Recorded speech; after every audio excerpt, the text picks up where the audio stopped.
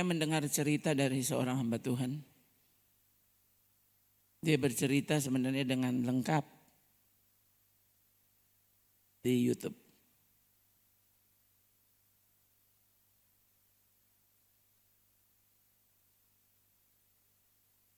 Dia menghadiri konser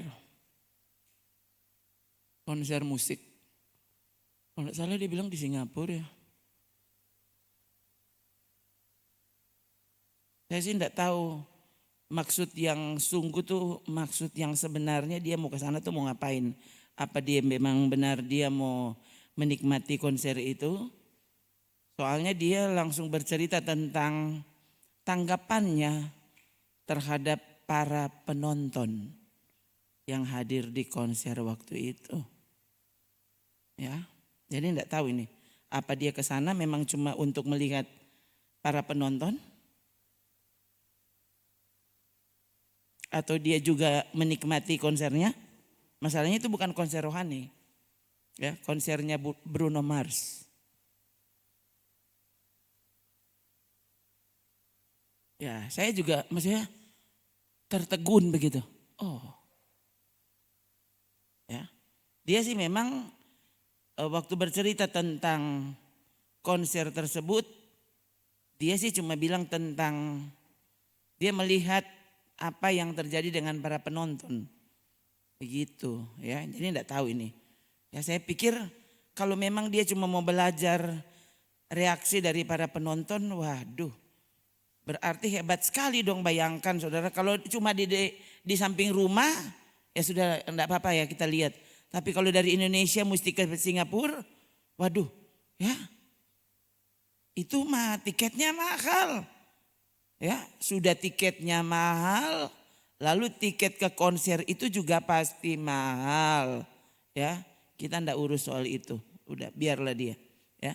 Tapi yang jelas saya maksudnya juga tertarik dengan apa yang dia bilang. Dia bilang tahu enggak kamu ya, waktu saya melihat para penonton yang hadir waktu itu, rata-rata mereka menggunakan pakaian persis seperti Bruno Mars berpakaian.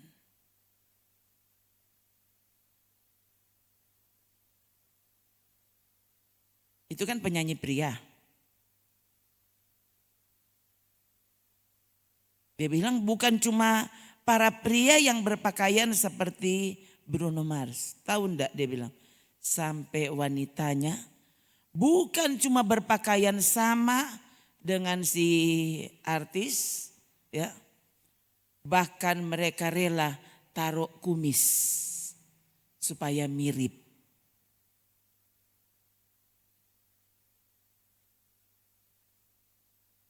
Jadi mereka bukan cuma ikut bernyanyi, mereka mau tampil persis seperti artis idola mereka. Tadi saya juga tidak siapkan ya. Lagu tadi memang saya nyanyi beberapa ya. Tapi lagu terakhir saya tidak menyanyikan lagu itu tadi. Ya. Itu sebabnya tadi kuncinya saya pindah. Karena takut kita maksudnya tadi enggak tahu ini yang tepat yang mana. Gitu ya.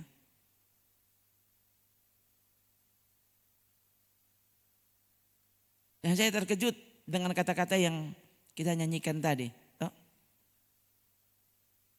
Kini aku sepenuhnya milikmu.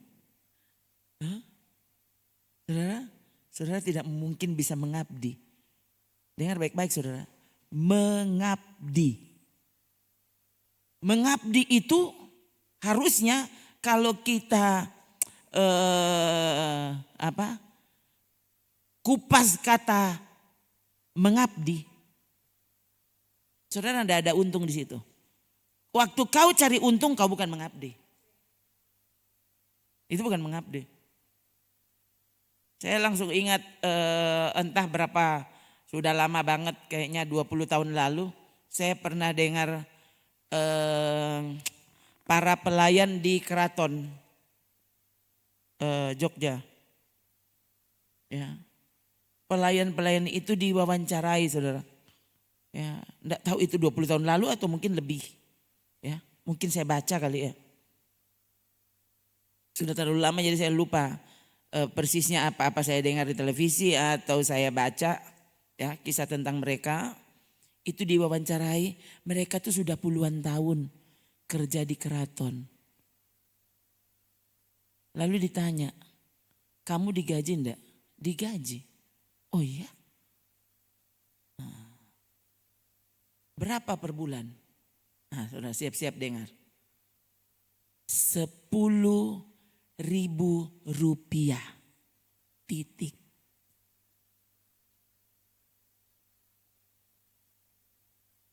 Jadi yang wawancara bingung.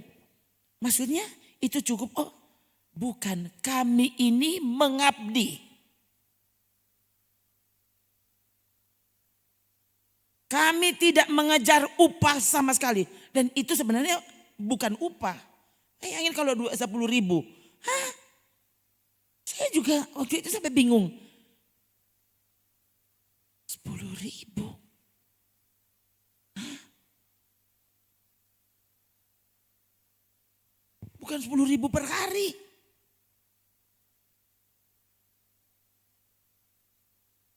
Lalu kalau saudara lihat cara mereka mengabdi kepada sultan. Mereka tuh misalnya membawa sesuatu ke sultan. Kan bawanya begini saudara. Sambil membawa, kalau tidak salah sambil jongkok itu. Jongkok saudara, membawa sesuatu misalnya apa yang mau disuguhkan ke sultannya. Lalu kembalinya, aduh itu jongkok terus sampai hilang. Lalu dibayarnya 10.000 per bulan. Hah? Atau saya lupa ya? Kayaknya 10.000 per bulan. Sampai saya pikir begini. Yang tanya juga bingung. Maksudnya? Oh iya. Itu mengabdi dia bilang. Ini kan namanya mengabdi. Ya.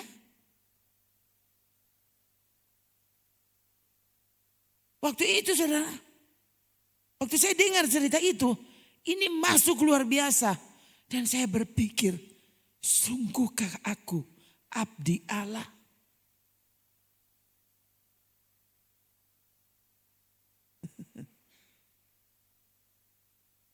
Saudara, waktu bilang abdi Allah, langsung ingat Elia.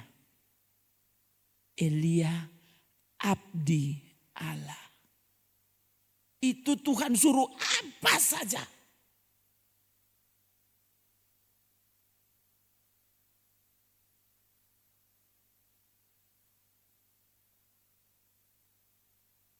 Yang kan ya? Kan ada ratusan nabi ternyata waktu itu. Pada zaman Elia melayani. Ada ratusan nabi. Mereka bekerja untuk raja.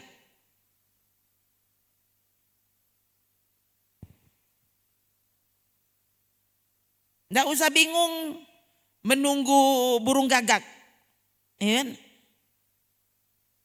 Dapat roti dan daging pasti dari dapur Raja Ahab. Dapur istana.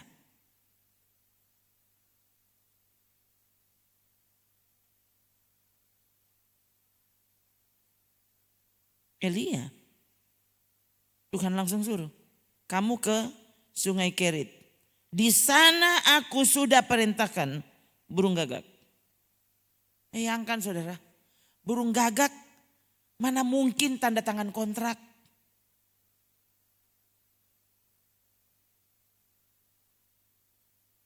Ada. Tapi Elia sangat percaya kepada apa kata Tuhan. Maka dia pun pergi ke Sungai Kerit. Dan membiarkan burung gagak datang pada waktu yang sudah Tuhan atur.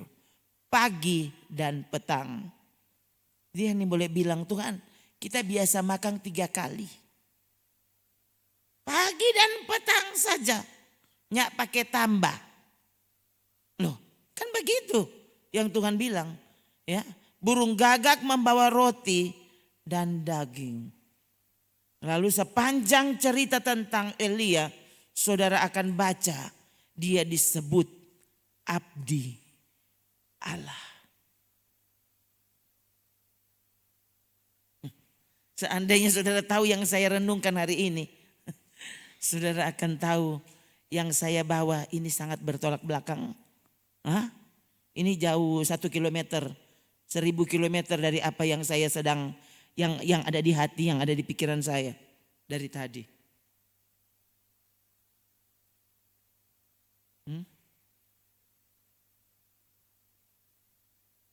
Yang ajaib tadi, waktu kita selesai menyanyi, yang ada di sini abdi Allah.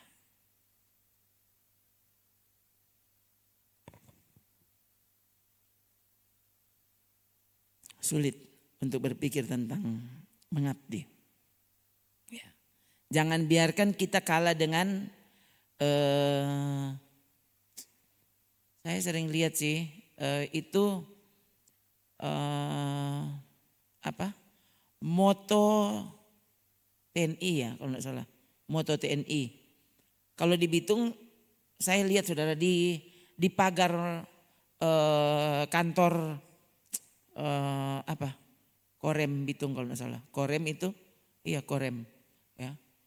Wah itu dari saya kecil saya baca, tidak pernah diganti motonya, tetap di situ, setia sampai mati.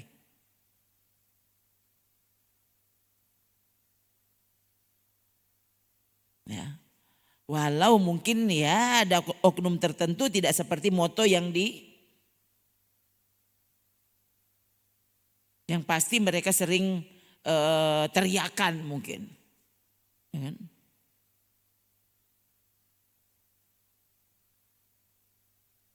Tapi bayangkan kalau cuma TNI yang berani setia sampai mati. Lalu kita yang memiliki Yesus yang setia sampai mati.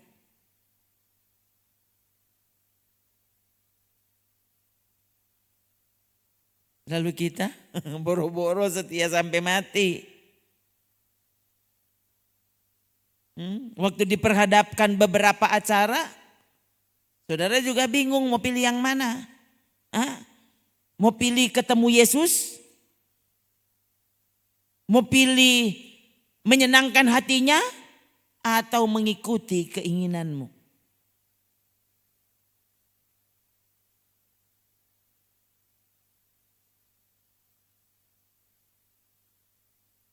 Ya.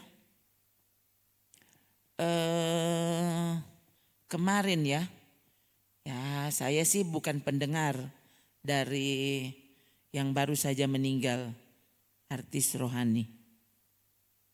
Ya kan? Tadi saya lihat usianya 23 tahun. Ya. Saudara kembarnya meninggal 3 tahun lalu.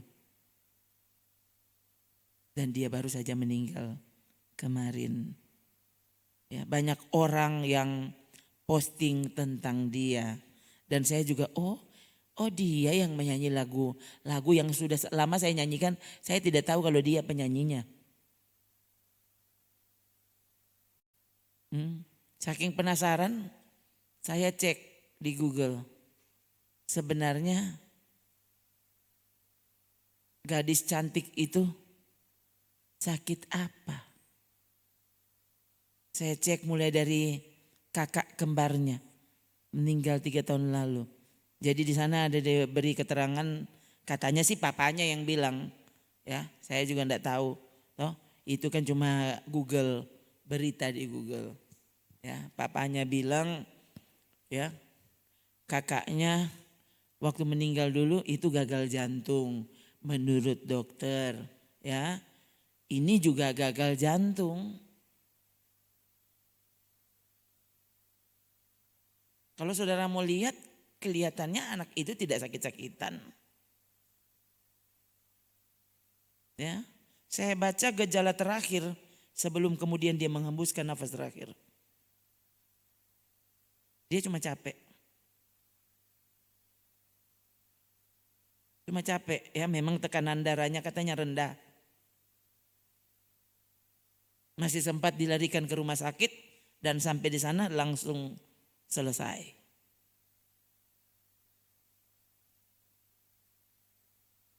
Apa mereka tidak punya uang untuk membayar rumah sakit? Hah? Apa tidak ada dokter yang mau menangani? Ini artis-artis yang cantik dan terkenal. Ya, saya saja yang tidak mengikuti perkembangan artis-artis ini, jadi saya tidak tahu.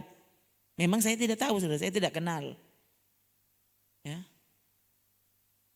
Ya, tapi melihat teman-teman saya mempostingnya, waduh, saya lihat, ini rata-rata teman FB itu, ya, mereka buat story tentang dia, ya, pokoknya begitulah, ya, ada saja yang mereka tulis, ya, menyanyilah bersama para malaikat di sorga dan berbagai ucapan yang lainnya.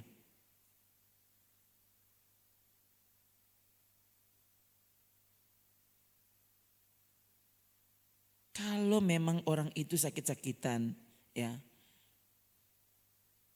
Orang kan sering begitu. Oh, dia tidak sempat Tidak sempat dilarikan di rumah sakit, tidak sempat ditangani dokter. Apa tidak sempat lagi? Apalagi yang tidak sempat? Apalagi yang tidak sempat? Coba saudara, renungkan perjalanan hidup ini. Kita tidak pernah tahu saat terakhir itu kapan. Benarkah kita pulang sebagai abdi Allah? Hah? Atau kau cuma mengabdi kepada keluarga? Mengabdi kepada anakmu? Mengabdi kepada orang tua? Tapi kau tidak pernah mengabdi kepada Tuhan. Bahkan mungkin saudara mengabdi kepada diri sendiri. Karena kadang-kala saudara kita tidak mau disadarkan. Kalau sebenarnya yang kita cintai itu cuma diri kita. Ya, kita sampai mau mengenal Tuhan juga maksudnya cuma supaya saya loh ditolong Tuhan. Cuma itu. Karena sebenarnya saudara bukan sangat peduli kepada Tuhan. Enggak. Saudara cuma takut ya kehilangan nyawa. Mengapa? Ya, ini Yesus syarat yang dia minta ini memang paling aneh di atas yang aneh. Tuh, itu para pelayan di keraton tadi kita sudah aneh. Tapi syarat untuk menjadi pelayan keraton tidak seperti syarat menjadi pengikut Yesus. Kan paling aneh. Yesus tuh tahu saudara bagaimana mendapatkan ketulusan hati kita. Dan kita tidak punya meminta supaya Tuhan kurangi. Ya kan? Coba deh langsung. Syarat mengikuti Yesus. Masalahnya orang selalu bilang tidak bersyarat. Padahal syarat mengikuti Yesus. Jelas Yesus yang bilang kok bagaimana toh. Saya sering bilang ke saudara. Yang tidak bersyarat itu latar belakangmu. Latar belakangmu mau pelakor kek, pembunuh, maling, apapun itu. Tuhan bilang semua boleh datang. Itu yang tidak bersyarat. Tapi untuk menjadi miliknya, loh ini syaratnya. Harus.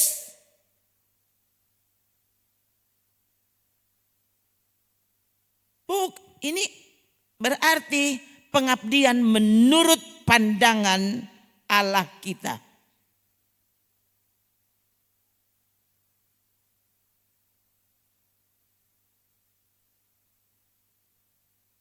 Rela kehilangan nyawa.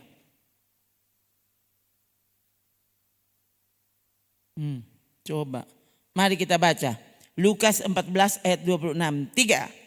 Jikalau seorang datang kepadaku dan ia tidak membenci bapaknya, ibunya, istrinya, anak-anaknya, saudara-saudaranya laki-laki atau perempuan, bahkan nyawanya sendiri, ia tidak dapat menjadi muridku. Aduh. Yesus apa? Raja damai. Yesus apa? Guru lemah lembut. Yesus apa? Dialah hikmat itu. Yesus siapa? Dialah kebenaran itu. Yesus apa? Dialah Allah itu sendiri. Lalu ini pernyataannya. Loh, bayangkan, saya tulis ya. Saudara bilang ya, siapa yang pertama datang? Loh, harus. Ini datang kepada Yesus ya.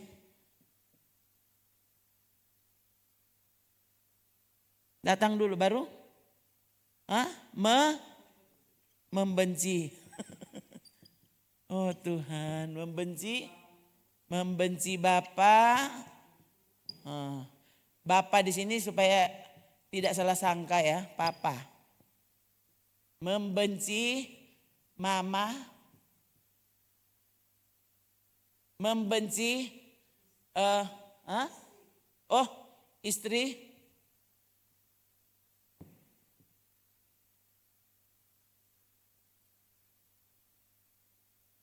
Kakak adik.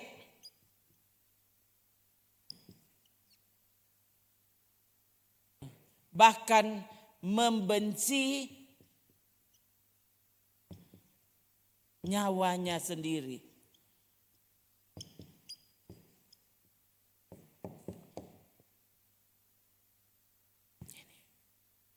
Ini syaratnya.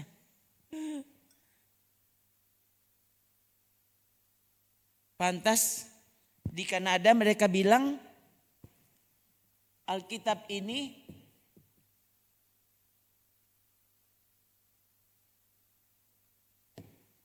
hate speech, ujaran kebencian.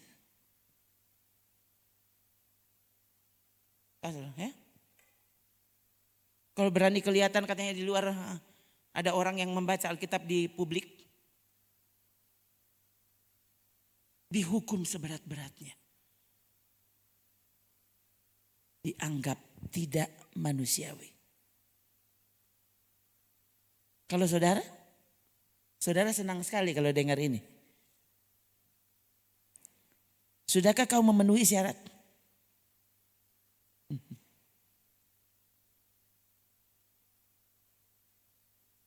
Ada yang bilang, loh salah dong.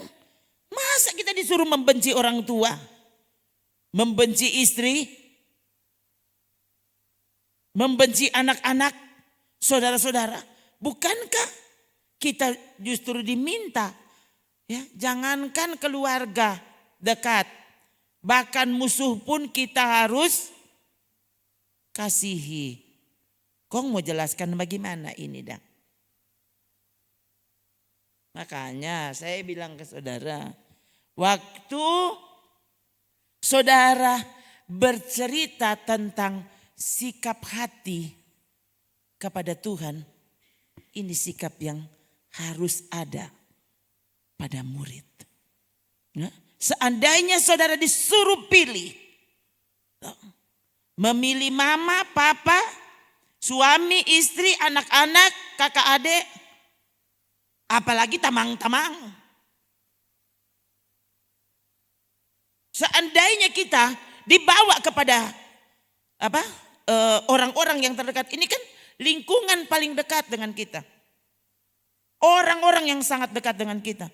Saudara, Tuhan tidak mau diduakan. Saudara harus pilih dia.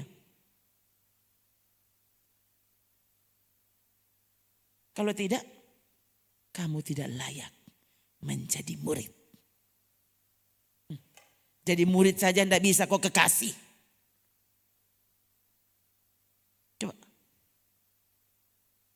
Orang begitu meremehkan, mengabdi kepada Tuhan. Orang begitu meremehkan, menjadi murid Yesus. Apalagi yang terlahir di rumah Kristen. Dia langsung berpikir pasti saya ini Kristen. 1000%. Cuma karena mama papa Kristen, nenek-nenek Kristen, tetanggaku Kristen, semua orang di sini. Nyari orang lain. Nah, baru saudara bingung. Coba. Yang bilang tentang Kristen progresif hari Minggu barusan, itu siapa? Itu orang-orang Kristen. Mereka tidak mau menyebut diri mereka agama lain. Mereka tetap Kristen. Ya, tapi Kristen yang ini Kristen yang sudah maju. Kalian ketinggalan zaman.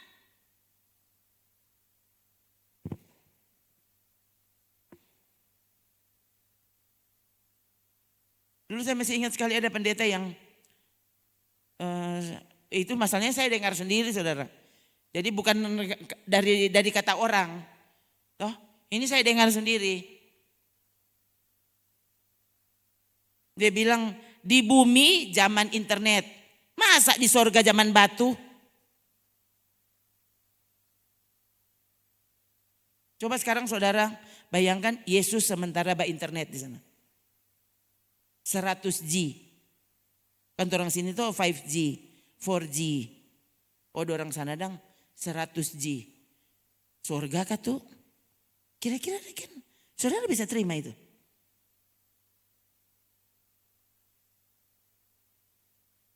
Zaman dulu saja ya, yang sedang sepeda belum ada. Kan zaman dulu orang naik kuda, naik keledai. Tuh, berarti sepeda belum ada. Nggak usah bilang motor. Apalagi pesawat. Waktu Gabriel datang, ada babunyi Apollo atau bagaimana? Mau datang Pak Maria. Aduh, apa ini angin? Aduh, begitu toh. Tabongkar semua Maria Peruma, begitu. Maria tak kaget. Waktu dia bilang, salam hai Maria. Kong, Gabriel dan naik apa? Boeing berapa dia dan naik?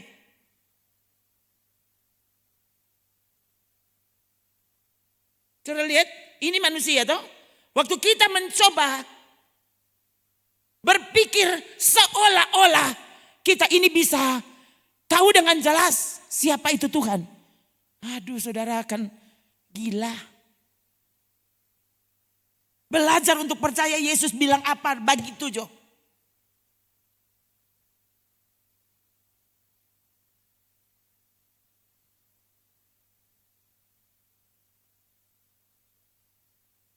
Kan ini dokter yang baca cerita begitu, saudara.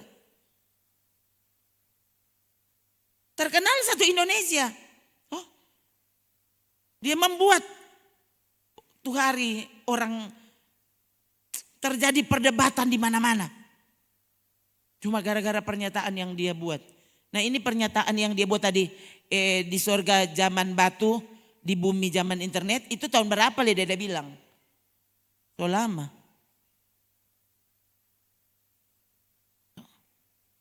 Saya sampai begini, ini betul-betul penghinaan.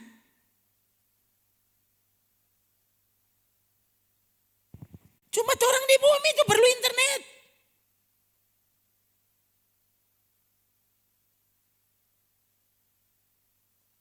Siapa yang jagoan di bumi ini coba? Yang backing segala metaverse dan semua? Siapa? Dorang dapat backing planet. Tak mau tanya kalau jago.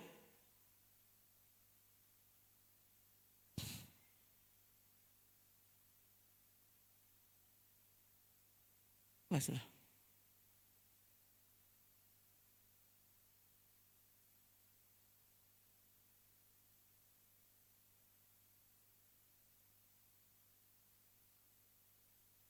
Nah, Allah kita pada mulanya tuh kapan? Semua belum ada, Tuhan so ada. Orang tahu apa?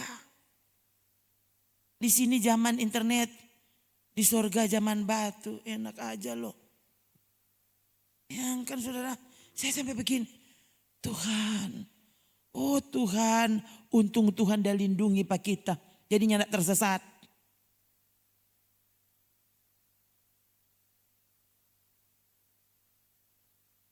Kan? Orang kan bingung. Coba saya juga dengar dari beliau. Memangnya di surga orang tidur bangun ibadah. Baru tidur lagi, baru bangun ibadah. Dia bilang membosankan dong. Masa surga kita begini? Saya sampai begini. Hah? Oh Tuhan. Kita sudah bilang apa lah saudara? Oh Tuhan. Saya bilang, so kita tuh bukan dokter.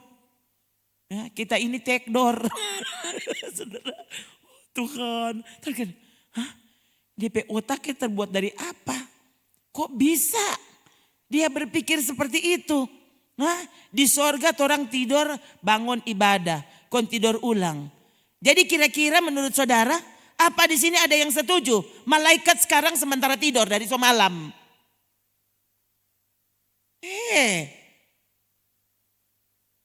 Itu sorga. Yang butuh tidur cuma kita. Karena kita di bumi. Dengan tubuh yang sangat terbatas kemampuannya. Allah di sorga. Makanya saudara pikirnya setan jadi tidur. Ini setan yang tidak tidur apalagi Tuhan.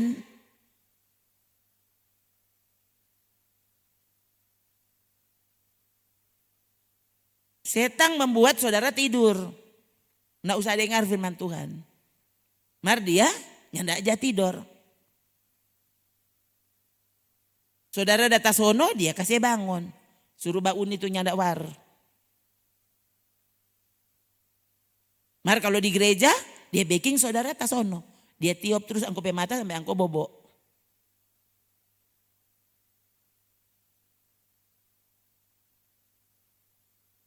Masa di surga? Orang kata masih mau tidur.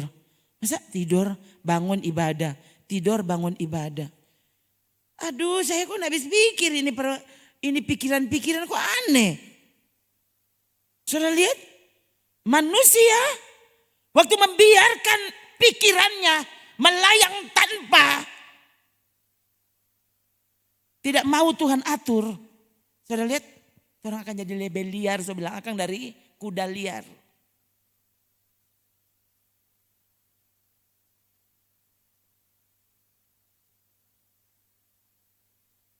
Saudara kan tertawa. Menertawakan semua perkataan Yesus. Semua tidak masuk akal. Bagaimana suatu sorga? Sudahlah. Kita membahas sorga cuma apa yang Alkitab gambarkan. Jangan melampaui apa yang tertulis. Tuh orang ini tahu.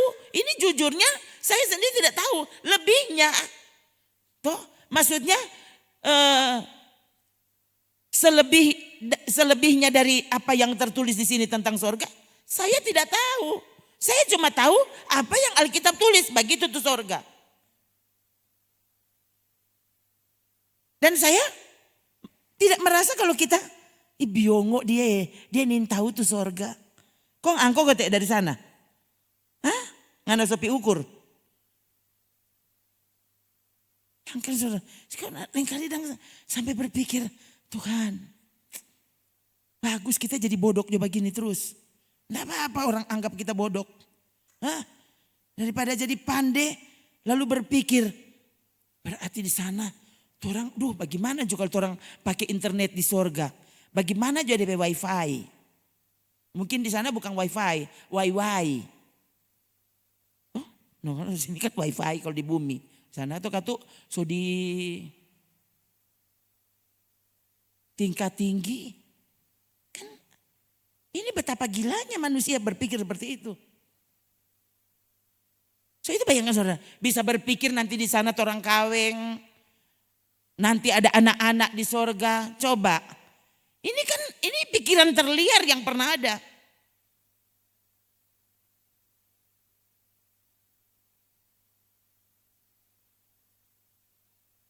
Jadi sekali lagi saudara. Saudara saya persilakan saudara mendengar khotbah-khotbah di YouTube. Ya. Tapi kalau saudara rasa tidak kuat, jangan coba-coba.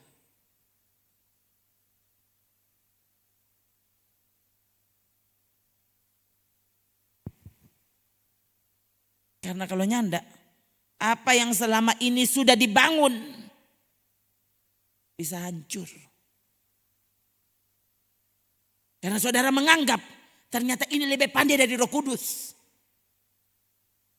Lebih pandai dari Alkitab. Alkitab adalah hikmat Allah.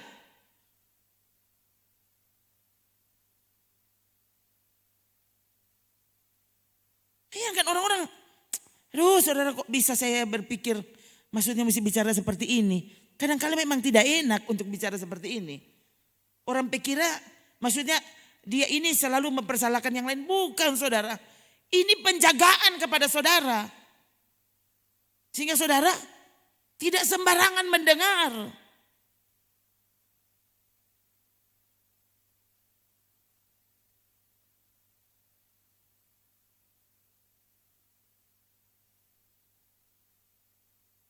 Bukan.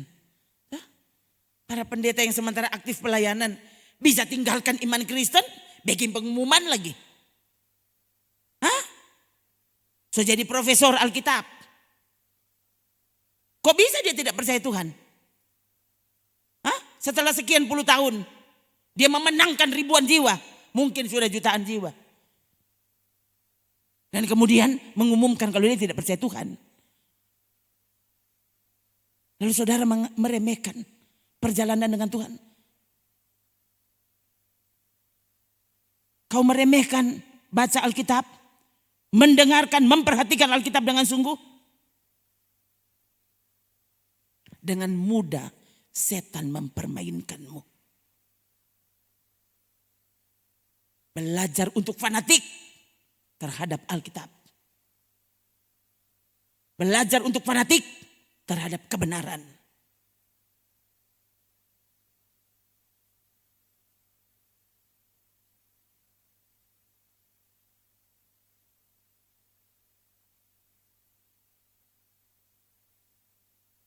Makanya saya anjurkan saudara, enggak usah takut saudara. Kalau misalnya, nanti saya tersinggung. Bukan. Datang baca cerita di sini tuh. Tanya.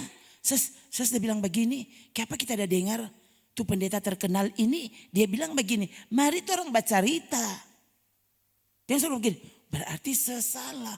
Baru dia dokter. Ya, di berbagai bidang. Oh kasihan.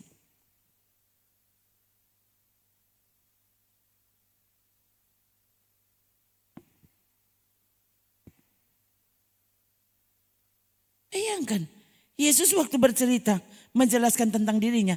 Ini kan sudah berapa kali saya bilang. Waktu Filipus bertanya kepada Yesus, itu Yohanes berapa itu? Ya. Filipus tanya, Guru, tunjukkan Bapa itu kepada kami, itu sudah cukup. Kong Yesus menerangkan bagaimana? Pasang dulu tuh PowerPoint.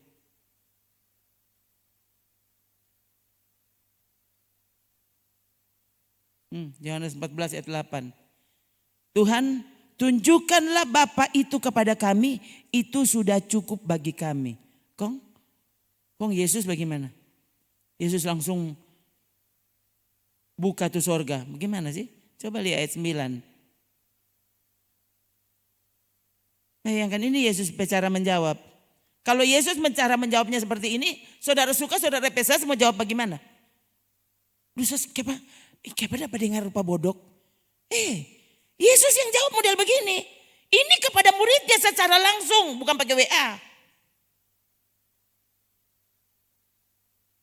Bayangkan Yesus merasa ini hikmat toh. Lah dia hikmat itu. Dialah kebenaran. Kalau cara menjelaskannya seperti ini, katakan pada saya kalau ada yang lebih bagus dari ini. Ini jawab Yesus. Kata Yesus kepadanya, telah sekian lama aku bersama-sama kamu Filipus, namun engkau tidak mengenal aku. Saudara pikir kok gampang untuk mengenal Tuhan?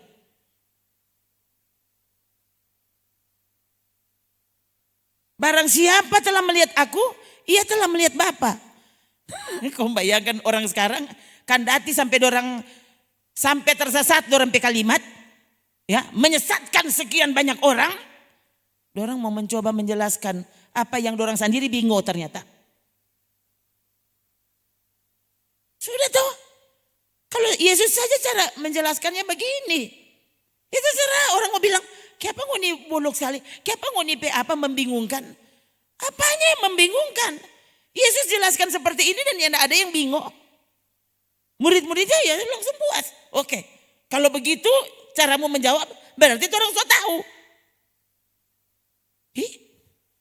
Bayangkan orang sekarang. Tuh, supaya dapat lihat pandai, kandati dang. Tuh, sampai membuktikan. Dengan cara-cara yang, ini nih, ini tidak menyalahi hukum logika. Oh Tuhan tolong, saudara, betul. Ini melihat perkembangan yang terjadi di sekitar. Saya pun berteriak, tolong aku Tuhan.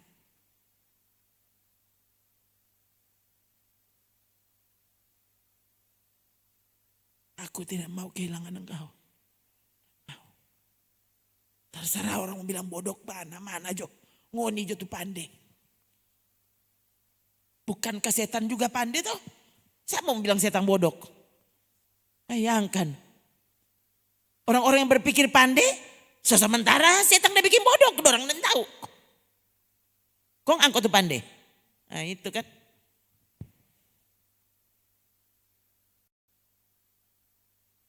Makanya saudara, selalu pastikan saudara ada dalam hadirat Tuhan.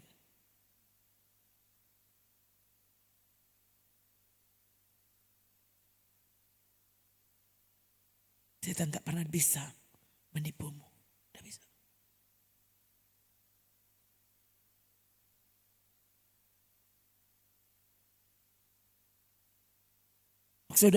Waktu saudara sudah mulai mempertanyakan Alkitab. Mempertanyakan perkataan-perkataan Yesus. Yang selama ini dengan mudah kau yakini. Saya mesti bilang ini. Hati-hati. Jangan kasih biar setan ternyata telah mendapatkan sebagian hatimu.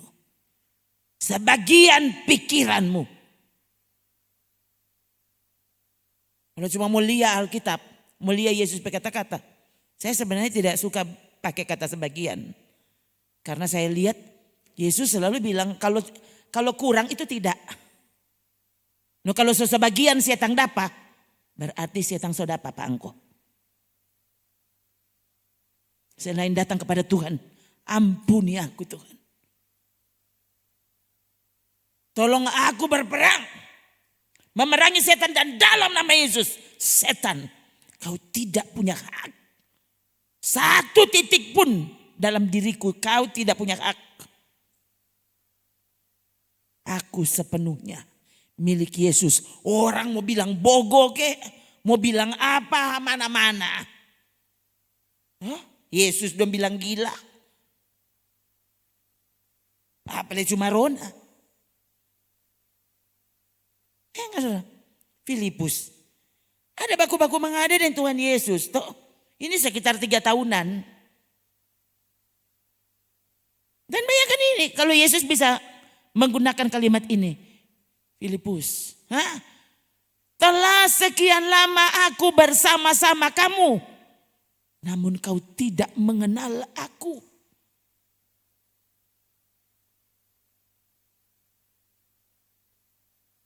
Siapa telah melihat aku? Ia telah melihat Bapa. Oh Tuhan. Itu orang yang tidak dapat lihat kan Pak Tuhan kan? Lalu saya bilang, oh iya Ustaz, bayangkan. Itu orang kan yang dapat lihat Pak Tuhan.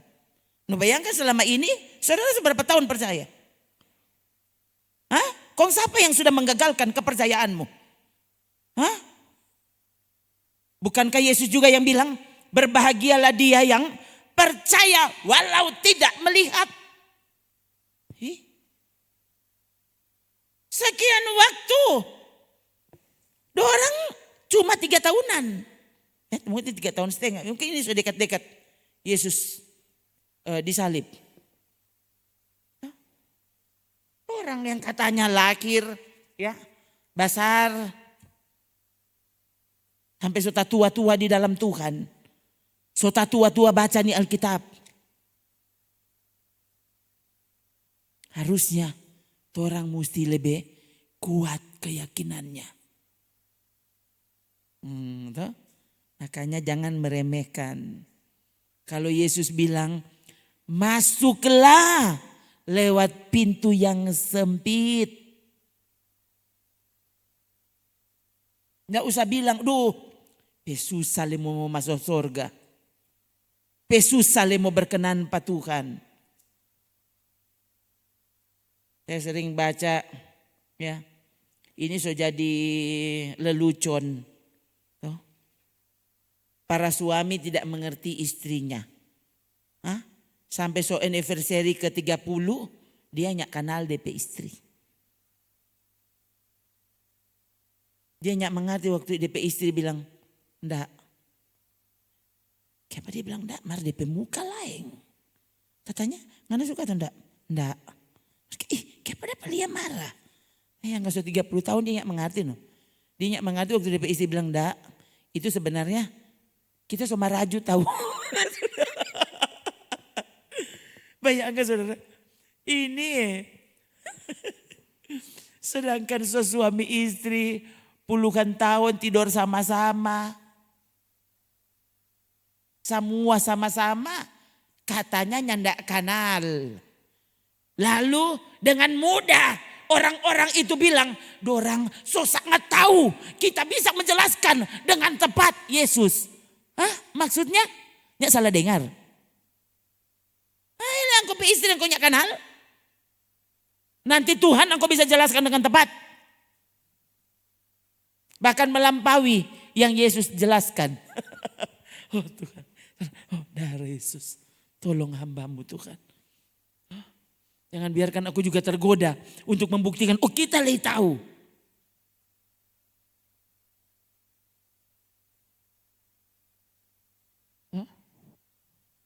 Bagaimana mungkin saudara? Ya, itu alam roh. Kong torang ini di alam natural begini. Lalu saudara mau menjelaskan dengan tepat. Alam roh yang saudara nyanda lihat. Selain kau percaya, imani apa yang Alkitab tulis. Begitu. Kecuali kalau Alkitabnya ndak tulis. So itu jangan percaya tuh Alkitabnya ndak tulis.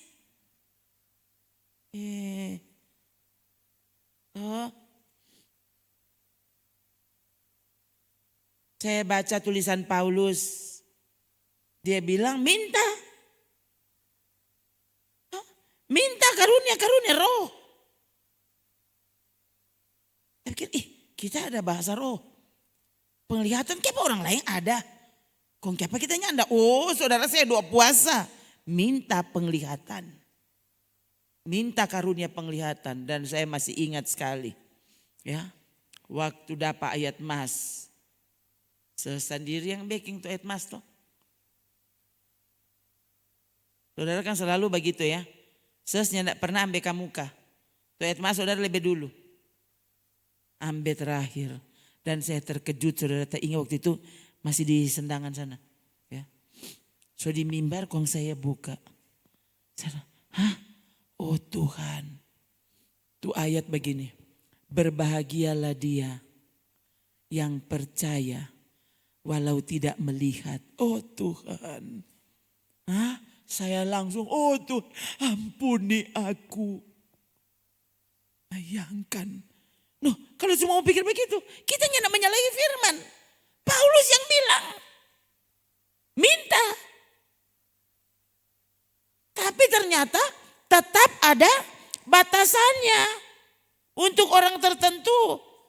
Mungkin orang lain kasih yang boleh dapat penglihatan kecuali saya. Dia bilang, engkau enggak usah. Cukup nganape dua mata, memandangku dengan iman. Dan harusnya kau mesti bahagia dengan keputusanku.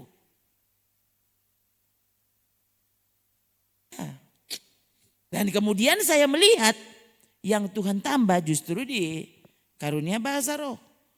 Dan kemudian bahkan ada terjemahannya. Nah itu kan saya tidak pernah minta. Sudah lihat? Justru waktu ini yang Tuhan ajar kepada saya. Soalnya tidak minta. Justru cuma bersyukur. Syukuri terhadap keputusan Tuhan. For ngana begini Jo.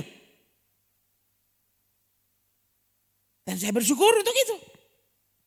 Siapa tuh mau pisah ke kakek kenapa kita coba cari bahasa Indonesia? Nah, kan coba saudara. Itu saya pada minta. Sunya tidak pernah minta kan untuk itu. Tuhan tolong hambamu ya. Sehingga tetap untuk apapun itu tetap saya tidak mentang-mentang. Nah, tetap saya mesti uji. Tetap mesti uji. Tuh lihat. Kejarlah kasih itu, usahakan dirimu memperoleh, bayangkan. Usahakan dirimu memperoleh karunia-karunia roh. Terutama karunia untuk bernubuat.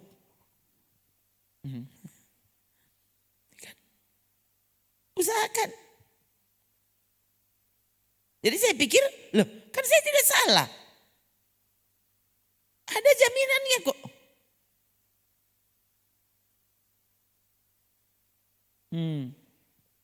Ini malah saya tidak minta dan Tuhan kasih.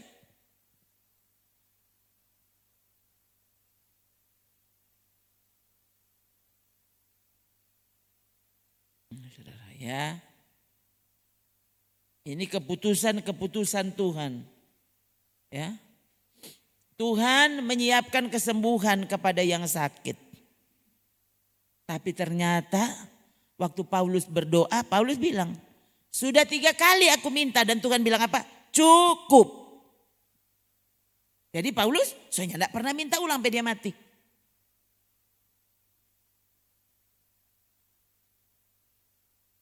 Coba saudara. Ini kan masalahnya kita sedang hidup di masa kini yang orang berkhotbah itu semau-maunya.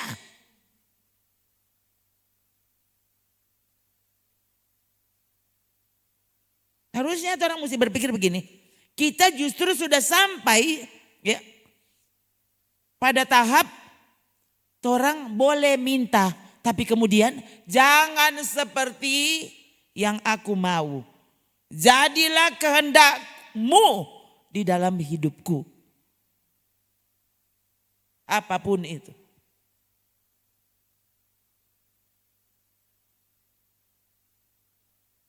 Ya kan ini Paulus membangkitkan orang mati. Aduh ya dengan sekian banyak kesulitan pelayanan. Orang pikiran kan, coba kalau Paulus ini sehat-sehat dan kuat. Gitu, supaya katanya tidak ada halangan dia mau melayani. Orang kan selalu begitu. Itu pikiran kita kan. Paulus dengan keterbatasannya secara fisik. Ternyata dia mana-mana. Dan dia terus bersyukur. Nah, nih, tentang hal itu aku sudah 3 kali berseru kepada Tuhan. Bayangkan, ini Paulus yang bilang, itu utusan iblis. Kalau orang kan, iblis. Gampang iblis. Iblis takut sekali pak kita. Kok menurut saudara, iblis kok cuma takut pak angko? Niat takut dia pak Paulus. Saudaranya masuk di akal. Oh Tuhan tolong. Ini utusan iblis. Paulus minta Tuhan supaya usir tuh iblis. Utusan iblis. Dan Tuhan cuma bilang malah, cukup Paulus, nggak usah minta terus. Cukup, for angko begitu jo. Bagaimana tuh? Kong orang sekarang bapaksa. Dan pikirnya begitu tuh iman tuh paksa-paksa.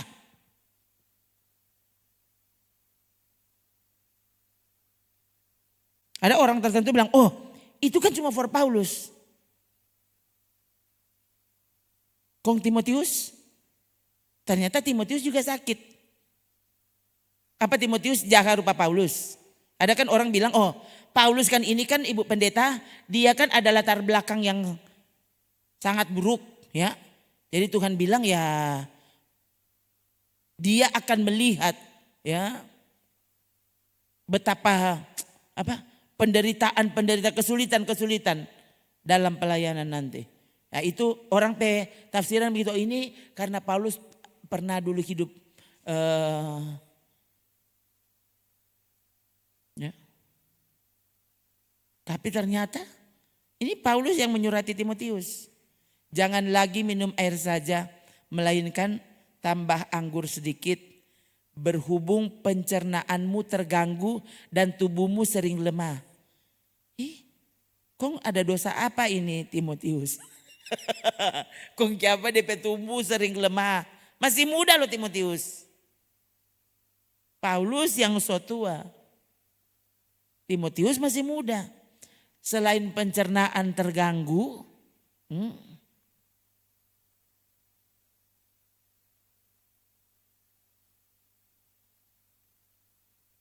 tubuh sering lemah. Ini kalau melihat tuh artis dan meninggal, kaget ini semua gagal jantung dia.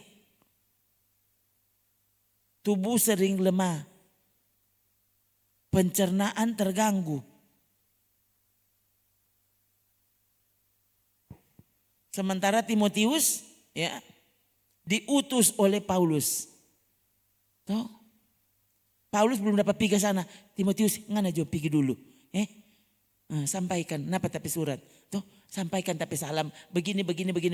Yang kamu mesti bilang. Coba.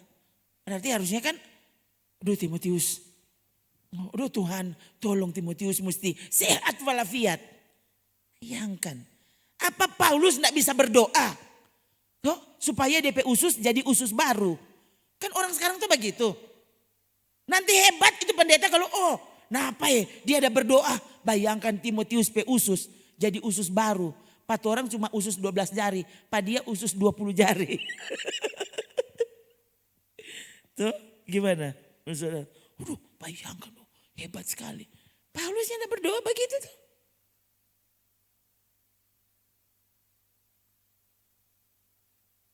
Siapa lekote? Epafras atau Epafroditus? Yang Paulus bilang dia sakit bahkan hampir mati. Sementara Epafroditus itu diutus untuk melayani Paulus di penjara. Trofimus.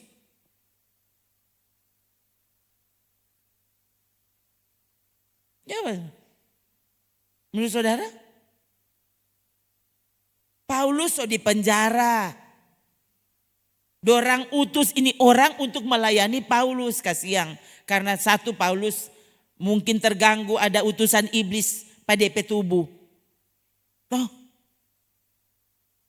So begitu di dalam penjara lagi. Jadi dorang utus kasihan. Ini orang tolong Pak Paulus.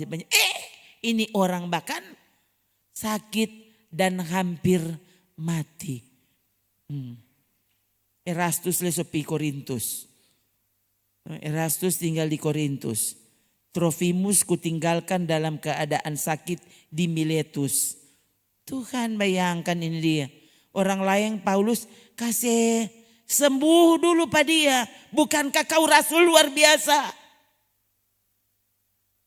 Kalau berkhotbah tidak ada yang mustahil bagi Tuhan toh. Kongke apa tuh Trofimus? Paulus kasih tinggal belum baik. Mana itu yang hampir mati? Ketik juga hampir mati deh.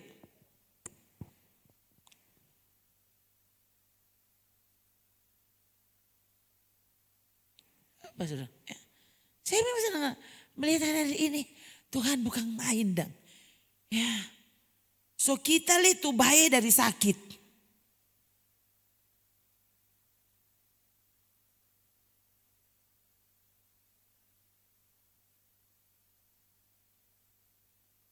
Cepat.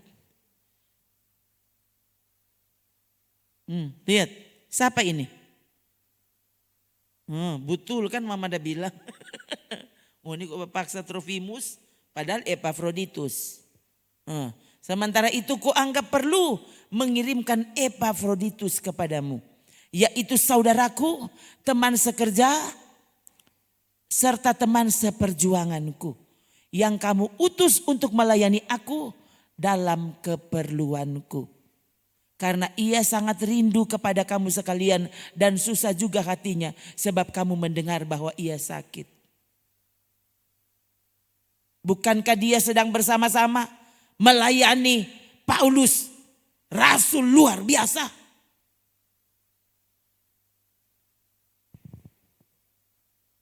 Kong, memang benar Epafroditus sakit bahkan nyaris mati. Hah? Tuhan tidak dengar dong Paulus berdoa. Bapak saudara, ses kalau orang minta berdoa apa ses? Nyandak jabai. Ya kasihan.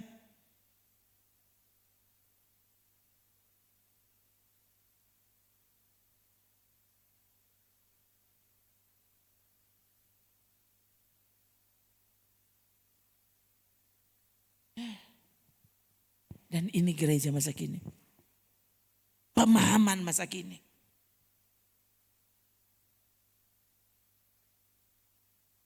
Tadi malam pikiran saya saudara, ya, teringat beberapa orang yang saya tahu meninggalkan iman Kristen. Bikin pengumuman. Bayangkan yang paling terkenal siapa kata? Marty Sampson. Itu song leader. Penulis lagu. Sudah tahu ada enggak lagunya yang sudah di Indonesia kan? Itu kan song leader. Hillsong. Bayangkan. Bikin pengumuman di YouTube. Siapa kong tahu itu beberapa tahun yang lalu. Tadi malam tiba-tiba saudara, saya berpikir tentang orang-orang ini. Oh Tuhan, bayangkan kak, kontor orang ini pandang enteng sekali. Saudara pikir gampang itu mempertahankan iman? Hah? Setia sampai kau mati?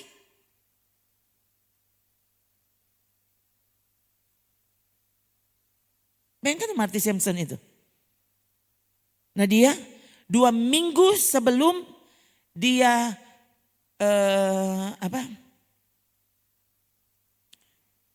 umumkan dia kandas imannya terhadap Yesus, dia dikuatkan dengan pendeta, ya, penulis terkenal satu dunia,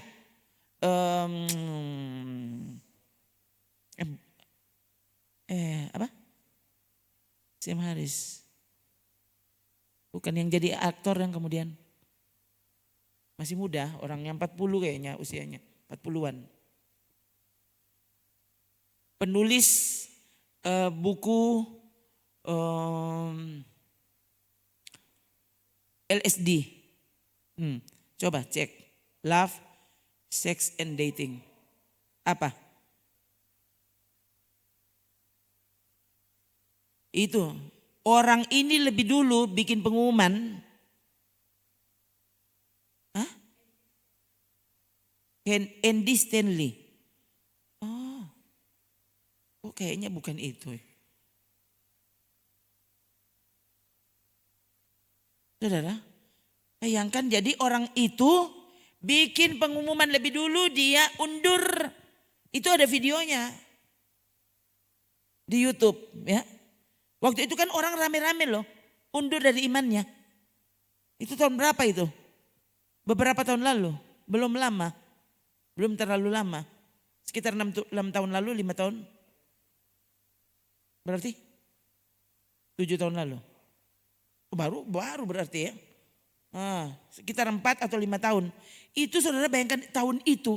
Loh, orang-orang besar ini bikin pengumuman mereka jadi ateis.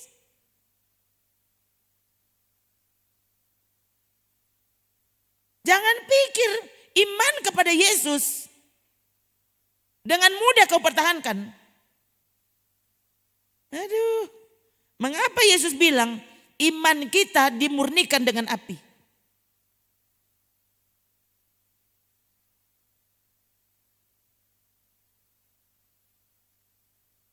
Jadi Marty Sampson baca pendeta itu menulis tentang dia undur dari imannya, Marty tulis begini, terima kasih kamu membuat aku kuat untuk juga undur dari imanku kepada Yesus. Lalu satu lagi saudara, pendeta Amerika, ini belasan ribu loh jemaat mereka.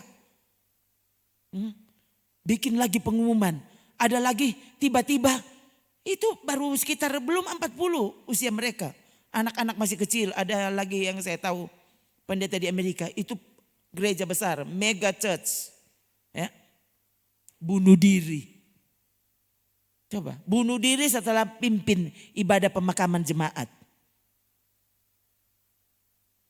Istrinya bingung, loh saya tidak lihat tanda-tanda dia akan bunuh diri. Bayangkan, setelah dia memimpin pemakaman jemaatnya, kemudian dia ditemukan bunuh diri, menenggak racun. Coba istrinya bilang dorangnya tidak ada persoalan, semua baik-baik saja, kok ada apa? Lalu kau meremehkan. Menjaga imanmu. Yesus bilang berjuang. Kau pikir gampang? Semua sembarangan. Saudara jauh lebih serius cari duit daripada mengejar Tuhan dan hadiratnya. Coba saudara, hati-hati loh. Lihat sekelilingmu. Apa yang terjadi? Harusnya kita ngeri.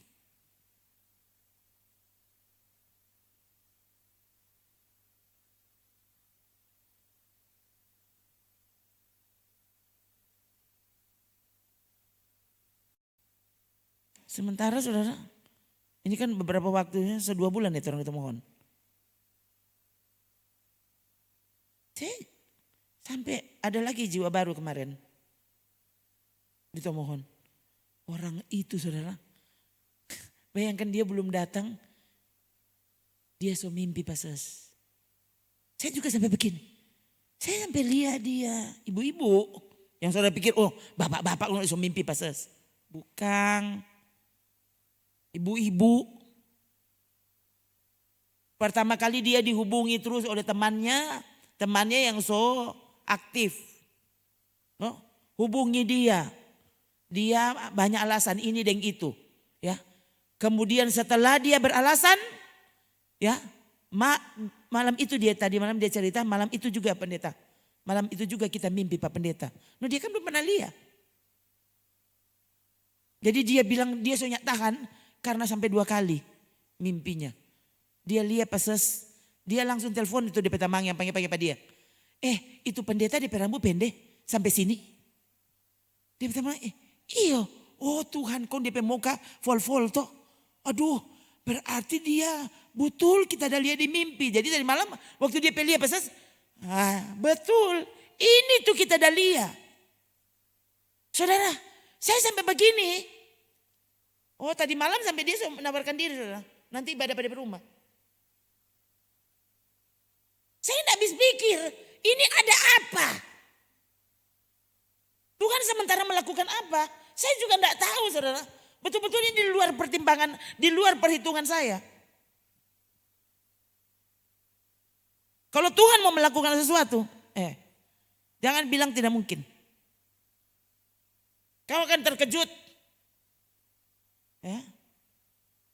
Mereka sangat bersemangat bercerita tentang apa yang terjadi di ibadah kepada teman-teman mereka. Kan ini aneh. Kong saudara yang bersemangat cerita apa?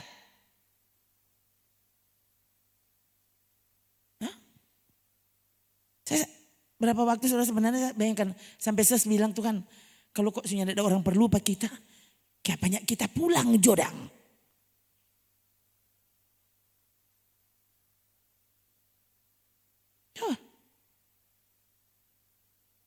Dan ternyata beda ini pikiran Tuhan. Saya juga tidak mengerti, kok bisa ya? Ini ada apa? Dalam rencananya saya tidak tahu.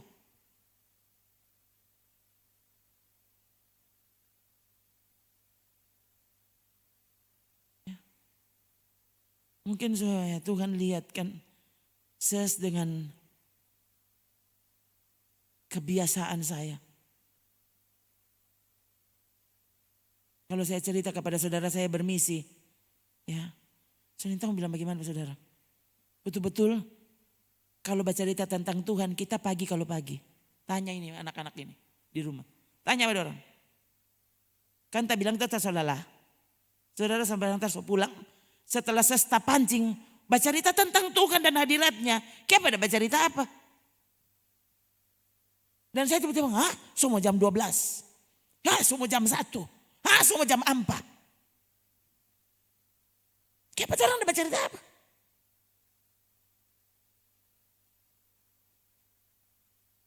Dan sebenarnya saya begitu tertarik dengan orang yang sangat tertarik mendengar cerita tentang Tuhan.